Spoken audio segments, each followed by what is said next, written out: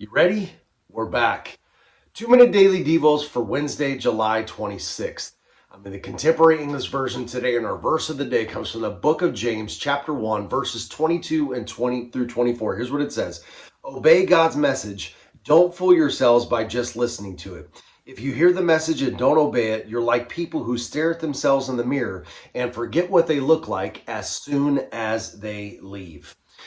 This is a great verse here from James, and James is writing, and James was the kind of writer that wrote truth, and he didn't pull any punches. He wrote it just like it was and told us just what we were supposed to do without sugarcoating or beating around the bush. And he says this, obey God's message, exclamation point. You need to do it, and don't fool yourselves by just listening to it.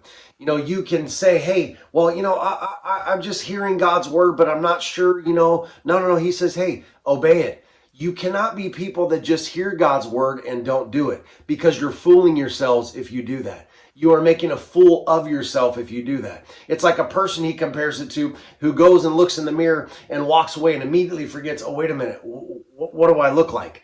He's very blunt and he says this, guys, we can't just be hearers. We need to be doers. We're fooling ourselves to think if you can be a true follower of Christ, if you're just hearing God's word and not doing it. You know, I've talked about this many times before, that salvation is a gift from God, but there is blessings that are attached to obedience.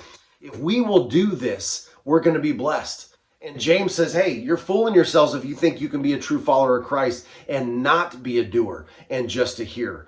But I'm telling you right now, there are blessings attached to being a doer. So guys, let's do this. Let's not just watch God's word or read God's word or listen to God's word. Let's actually be people that do and live out God's word. All right, that's it, guys. I'll talk to you tomorrow.